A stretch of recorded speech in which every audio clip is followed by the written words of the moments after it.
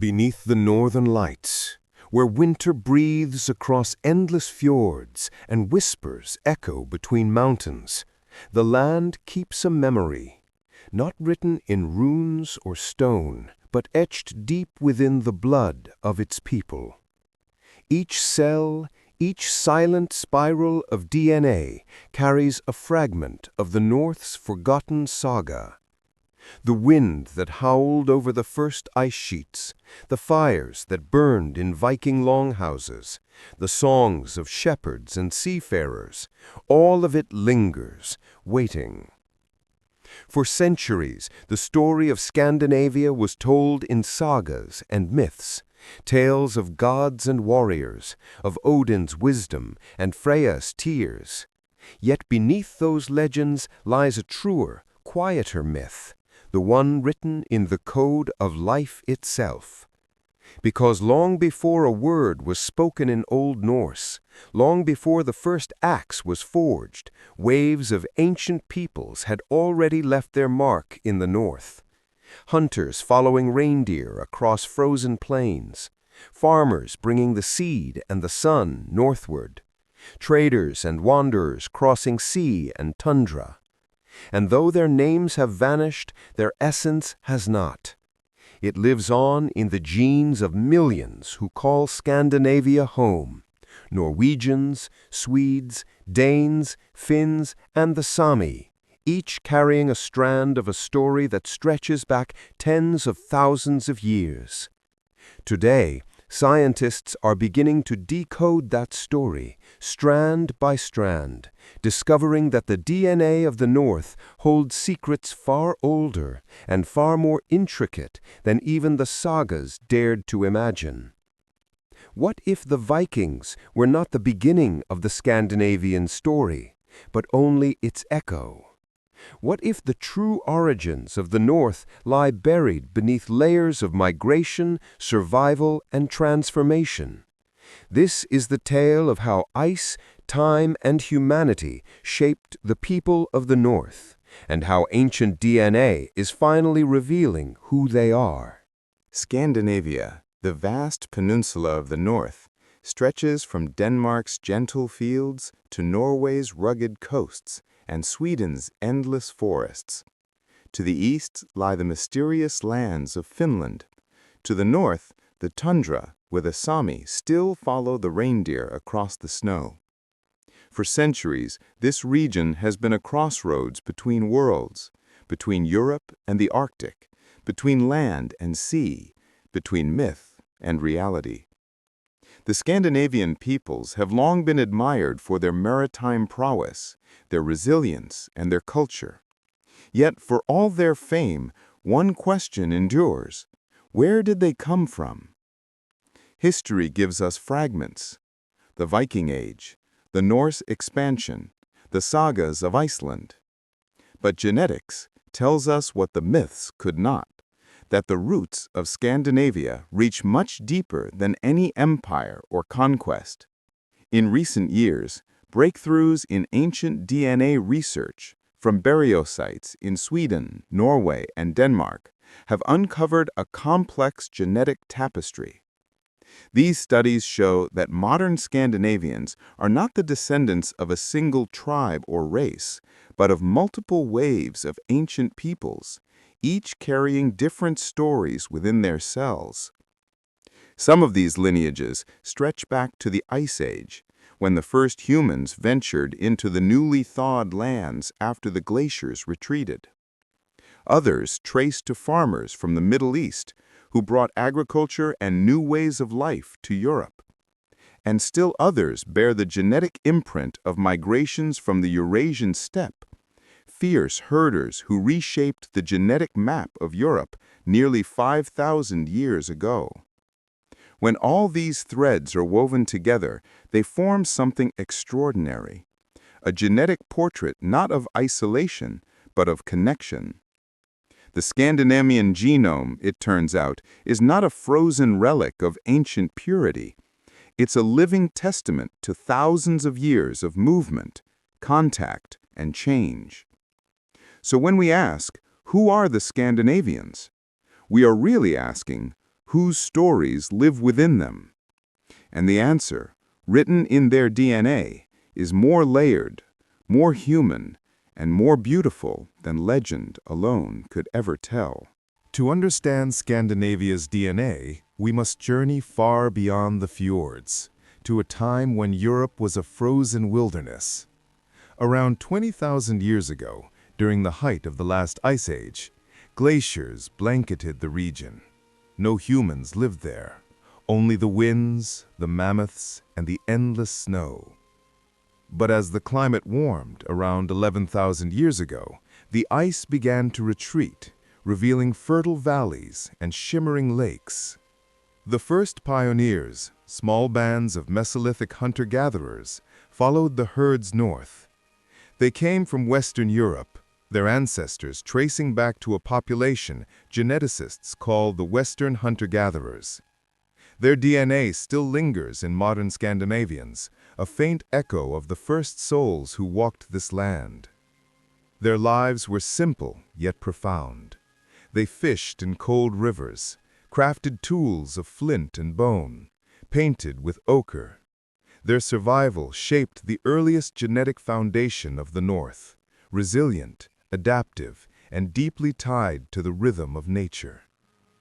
But this was only the first chapter. Around 6,000 years ago, a new wave of people arrived, the Neolithic farmers. Descending from Anatolia, the ancient heart of modern-day Turkey, they brought something revolutionary: agriculture. For the first time, seeds replaced spears, and permanent villages dotted the landscape. These early farmers introduced not only crops and livestock, but also new genes, ones associated with lighter skin tones and the ability to digest milk, traits that would later become common in the North. Then, around 5,000 years ago, came another transformation, perhaps the most defining one of all. From the vast grasslands of the Pontic-Caspian steppe rode the Yamnaya, a group of herders and warriors whose migration reshaped Europe. They brought horses, metal, and a new language family that would eventually evolve into what we now call the Indo-European languages, including the Norse tongues of Scandinavia. Genetically, their arrival introduced a new ancestry component, known today as steppe DNA, which became dominant across Northern Europe. When scientists analyzed ancient remains from Sweden's battle axe culture, a branch of this steppe-descended world, they found that these people carried merely 75% steppe ancestry, mixed with the remaining hunter-gatherer and farmer genes. From this fusion emerged something distinctly Scandinavian, a people shaped by ice, earth, and movement, by survival and synthesis.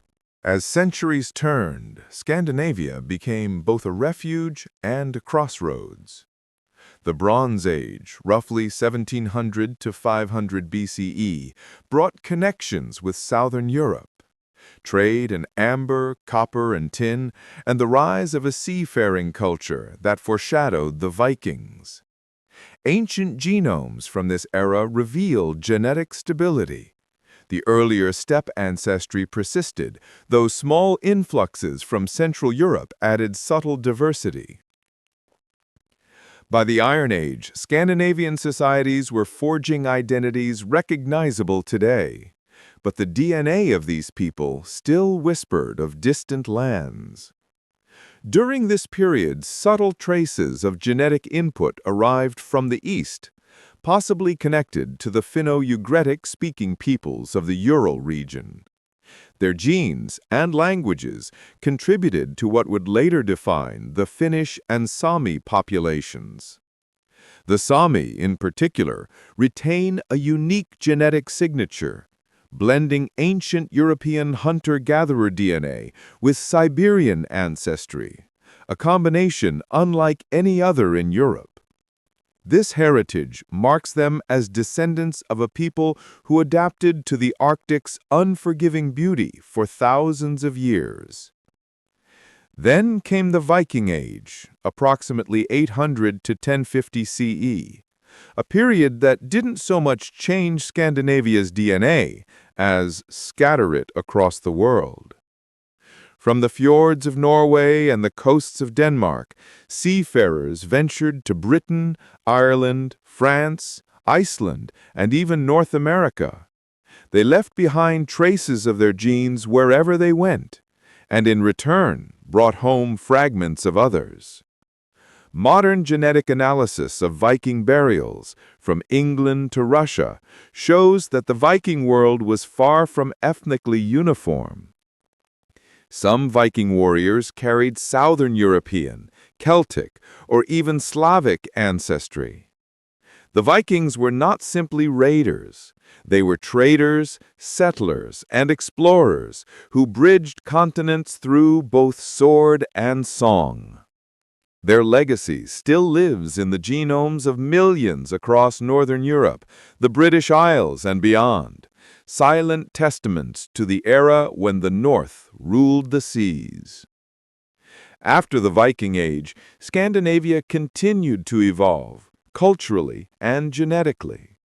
Trade, empire, plague, and migration all left faint but measurable imprints. In Denmark, contact with continental Europe brought southern influences. In Sweden and Finland, genetic studies reveal small but significant inputs from Eastern and Baltic populations. Yet despite all these currents, the core genetic structure forged in prehistory, that triad of hunter-gatherer, farmer, and steppe ancestry, endured.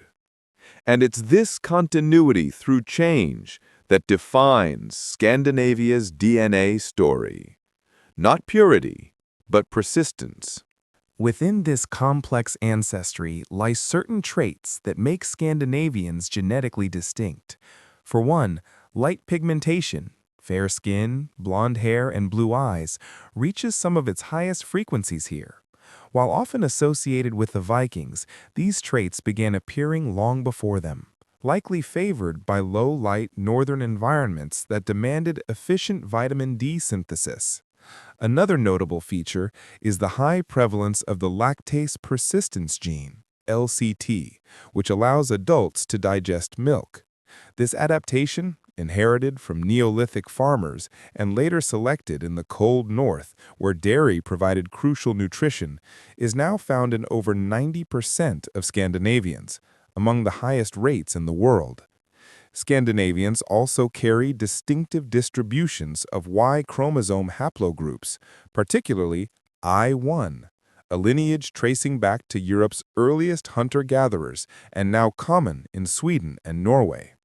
This ancient paternal line has survived ice ages and empires alike, a direct thread to the first inhabitants of the North. In contrast, mitochondrial DNA, passed from mothers, shows greater diversity, reflecting the many waves of women who married into these evolving societies across time. Even today, modern DNA studies continue to reveal echoes of the past. Slight genetic gradients between coastal and inland regions, subtle differences between Norway, Sweden, and Denmark, and deep ancestral signals preserved among the Sami. Together, they form a genetic fingerprint, not of isolation, but of resilience. If DNA is the body's memory, then culture is its song. The genetic diversity of Scandinavia tells a story that mirrors its cultural one, of blending, adaptation, and endurance. Every rune carved, every myth told, every voyage taken across gray northern seas carries the echo of migrations long past. The Norse sagas speak of gods who traveled between worlds, perhaps unconsciously mirroring the migrations that built their own. For the Sami, the connection is even deeper. Their DNA binds them to the Arctic landscape itself, a living lineage of survival against the cold. And for modern Scandinavians, knowing this story reshapes what identity means.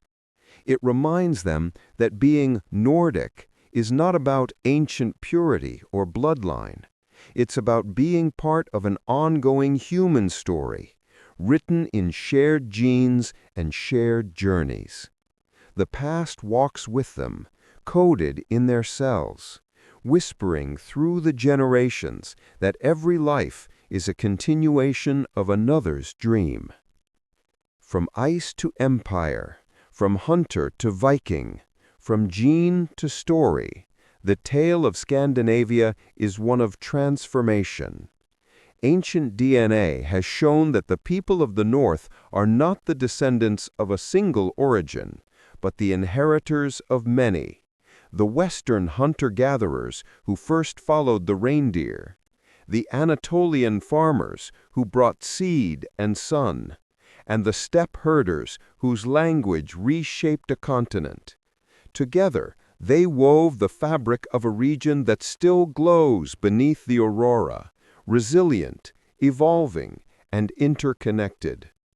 So next time you look northward, toward the light dancing across the winter sky, remember, those lights once shone upon your ancestors too. They watched the same heavens, they built the same hopes, and their story now lives within you. What part of this journey surprised you most? Let me know in the comments, and if you'd like to explore more human stories written in DNA, don't forget to like, share, and subscribe, because humanity's greatest epic isn't written in books or stone, it's written in us.